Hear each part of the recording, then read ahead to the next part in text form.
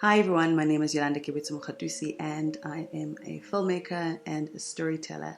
I own a production company called 1000x Films where we've done work in television, in film, and now we are starting to do some work in animation. How I got started, or rather what sparked the film bag, was I did art in school, and I remember one of the final year projects was an art response. The art teacher asked us to find a career that had something to do with the arts, whether it was like sculpture making or whatever. And I got myself onto a commercial film set. And I don't even know how I did this. I think I was at school, literally, like the little phone booth that they had there, and I just spent an afternoon just calling production company after production company from the little phone book, until one said, "Yeah, come over. We're shooting on Monday. Get here at this time, that time, that time. We'll see you then." And I was like, "Oh, okay, cool." Got there. Parents dropped me off. My brother dropped me off, and I literally spent an entire day on this film set. They were shooting 3 different commercials and 3 very different locations, and I was fascinated. I was so fascinated. The last kind of commercial they shot was in Soweto, and it was in this kind of makeshift house, like we call it mkuku. So like makeshift makeshift house made with like corrugated iron, and they painted it red. And what the concept was, this young girl wakes up really early in the morning, everyone else is still sleeping. She looks outside the window of her little red mkuku, and it is snowing, like right in the middle of Soweto. And I remember thinking, oh, what? I was like, such an amazing scene. But I also remember seeing how the snow was created, and I was like, really? Is this what you do? And I was like, I can totally do this. I was like, yeah, I can totally do this. After getting into film school, then you needed to decide what you wanted to focus on. You know, are you going to be a production designer? Are you going to be a sound designer? Are you going to be a producer, an editor, director? And I remember for the longest time actually wanting to be an actress, and there was a part of me that still wanted to pursue that. However, once I got to film school, I realized that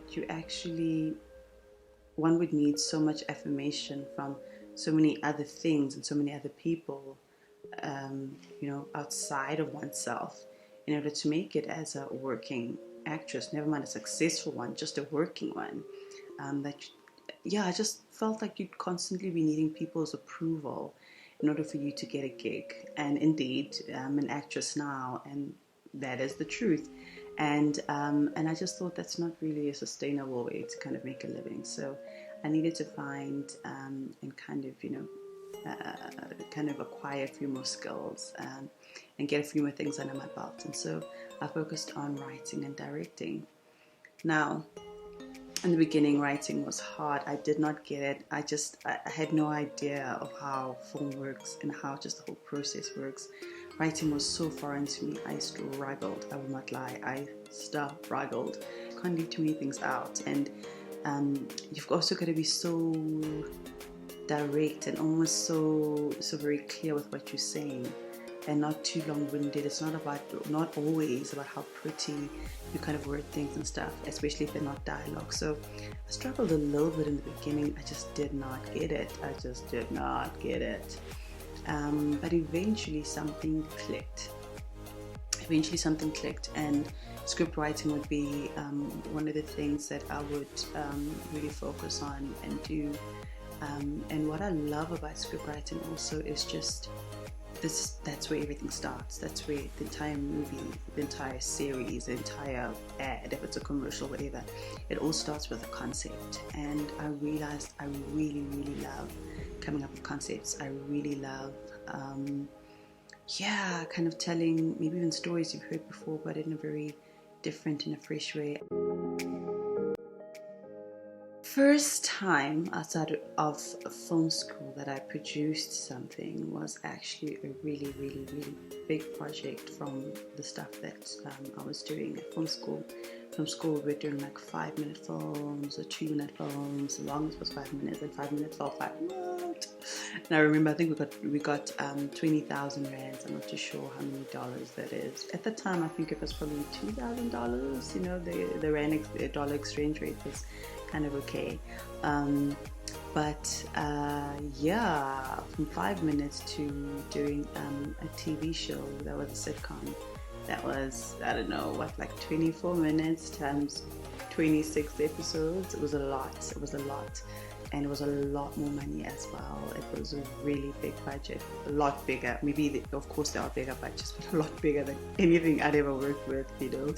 You go from like, I don't know how many figures to like just this huge jump. And it's a really, it was a really big project.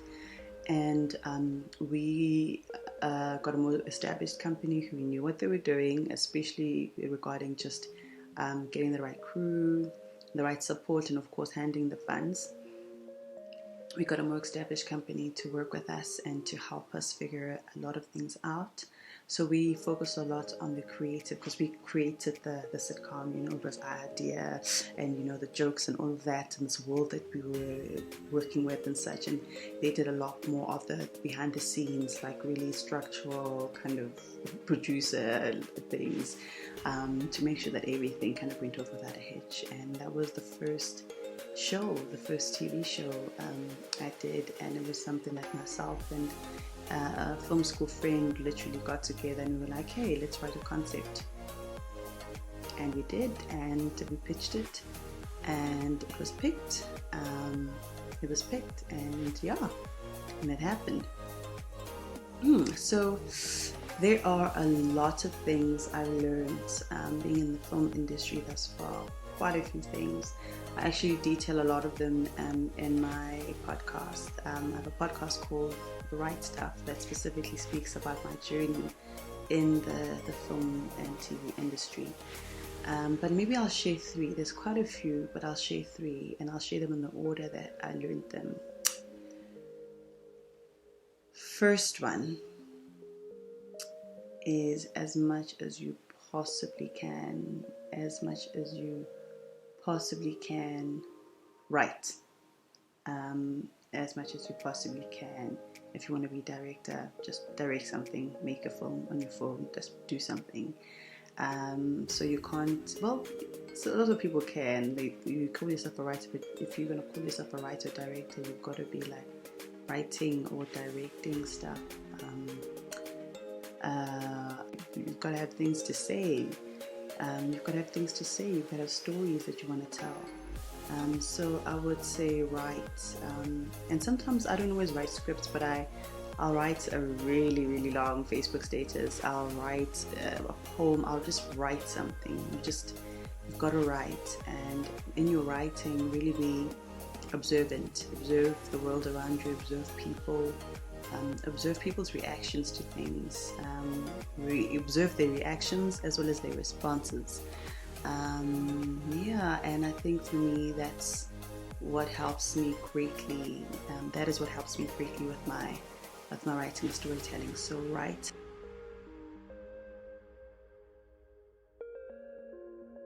Compromise, yes, but also to be collaborative. Collaborative with them, those who you might be lucky enough to get funding from, and also collaborative with whoever else you might bring into your team, with your producer, a director, with even your actors. Actors are such fantastic people. They are, because they're so creative and they literally bring these words, these like black and white, like these like bland words on a script to life. It is amazing. If you really get your casting right, your show will be amazing. So there's some compromise. When I say compromise, I don't mean, it's a difficult one. It's a really difficult one, this one. I don't mean let go of your standards. I don't mean let go of your dream or your vision. I don't mean only give something half-baked. No, I just mean you need to learn how to, it's learning the business of film, how to meet people halfway and such. As a director, I would give the absolute opposite. Yeah, opposite advice. I'd say don't compromise as far as you possibly can. Try not to compromise, and try not to compromise on the vision. Because as much as you share it with everyone else, no one really sees it, you know? No one really sees what's in your head. And if you don't compromise, and also within reason, you can help steer everyone towards this thing you're going towards. And this is something I've had to learn over and over again. You can say, oh, someone can give you work, and you could be like, oh, that's kind of good. Okay, cool, we'll go with that. But when actually, no, it could be better. You could get better work. And if you don't keep pushing, you won't get better work. That's going to be as best as that's going to be as good as it's going to get. But if you keep pushing and you keep really reaching and searching for that vision, you will get there. And then the third thing that I've learned is you, as far as you possibly can, try to own stuff. And when I say own stuff, I don't mean own material stuff. Like, try to own the work that you create as far as you possibly can. This is a bit of a tricky one, because again, unless you bring money to the table, it might be tricky indeed to own anything. But there are always ways of working, and especially if you can get funding from like kind of international institutions, or if your government has like some incentives and things like that. As far as you possibly can, however much you can hold on to, try to own stuff, because once you own things, you can do stuff with it. You can sell it off to the next person, you can license it, you can do stuff with it, and it starts creating a kind of residual income, especially if your show of what you created is pretty relevant and can reach a large audience. So yeah, and I think that's also the way within a very sometimes fickle film industry, where you don't know whether your film is going to be a big blockbuster or it's going to be a complete flop. So having a really some sort of residual income in place through the work that you've owned previously really will help. And a thing I would say to those that are maybe starting out to film for the first time, or you want a career in film, a career in media, is be aware of how powerful this medium is. Just be cognizant of how powerful this medium is. Any visual medium is really, really quite powerful, and something like television is so powerful, where in a household where no one reads, people will have a television and they can read visuals. You can see a movie, you can see a picture, even if you don't understand the language, but you understand like human emotions, you understand visually what's going on, even if you might not be able to kind of break down line for line or word for word what's going on. And so what we put out there as filmmakers really it shapes how people, or how the world, what the world is like in this present moment. It shapes how we represent people. It shapes how we represent certain cultures. So you can sometimes put stuff out there just for entertainment's sake, which is fine. And of course, I mean, television, please, like, even if you're doing something educational, you've got to make it entertaining. So yeah, I would say just be aware of how powerful the medium is, and as you're aware of that, be careful with how you handle that power and what you do with that power that you're given, and the kind of stories that you perpetuate out there.